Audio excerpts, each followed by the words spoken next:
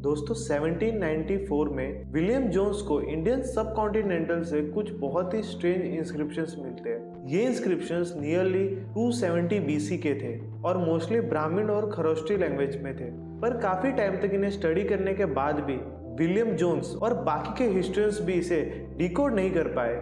इससे पहले मुगल सुल्तान फिरोज शाह तुगल और अकबर ने भी कोशिश की, पर वो भी इसे डिकोड नहीं कर पाए थे। फिर 1837 में इसे डिकोड करने का चैलेंज कलकत्ता मिंट के केमिस्ट और journal of the Asiatic Society of Bengal के जेम्स प्रिंसेप ने लिया। जेम्स प्रिंसेप प्रोफेशनली एक साइंटिस्ट थे, पर उन्हें न्यूमिस्मेटिक में बहुत इंटरेस्ट था। न्यूमिस्मेटिक मतलब पुराने कॉइन्स की स्टडी करना। जेम्स काफी टाइम तक इन सभी अलग अलग मिले गए इंस्क्रिप्शंस को स्टडी किए। सभी इंस्क्रिप्शंस पे एक राजा के बारे में मेंशन था। मोस्टली सभी इंस्क्रिप्शंस धर्म और सोशल और रिलीजन ऑर्डर के बारे में था। दोस्तों माना जाता है कि ये इंस्क्रिप्शंस भगवान बुद्ध के पहले टेंजिबल एविडेंस थे। जेम्स को ऐसे ही और भी अलग अलग टाइप्स के इंस्क्रिप्शंस मिले।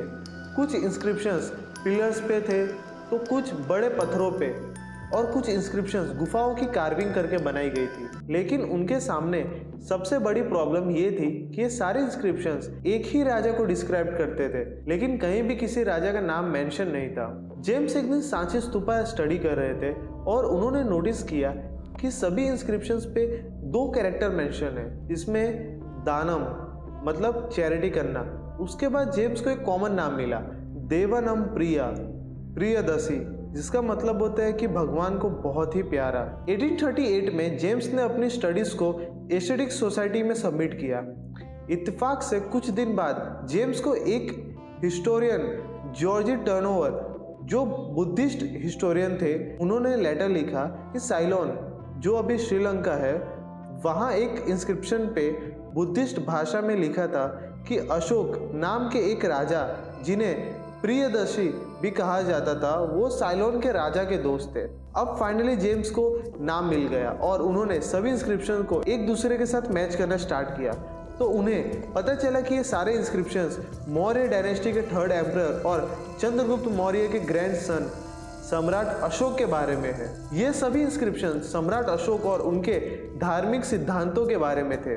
फिर जेम्स को सम्राट अशोक के बारे में कुछ बातें पता चली, जिसमें उनका ग्रेट किंगडम, जो अभी के मॉडर्न बांग्लादेश, इंडिया, अफगानिस्तान, पाकिस्तान और नेपाल है, वहां तक फैला हुआ था। इंस्क्रिप्शन में सम्राट अशोक के कलिंग युद्ध के बारे में भी मेंशन था। कलिंग युद्ध जिसमें 1 लाख तक लोग मारे गए थे और 1.5 लाख तक लोग वॉर के प्रिजनर्स बने थे। और यही खून खराबा देखकर सम्राट अशोक ने शस्त्र नीति छोड़कर धर्म नीति अपनाई। दोस्तों इतने वर्कलोड के वजह से जेम्स की तबीयत बहुत ही खराब हो गई, पर फिर भी वो अपना काम करते रहे। लेकिन उनके इस बैड हेल्थ कंडीशन को देखकर उन्हें जबरदस्ती ट्रीटमेंट के लिए लंदन भेजा गया। लेकिन अफसोस 23 अप्रैल 1840 को जेम्स प्रिंसेप का निधन हो गया।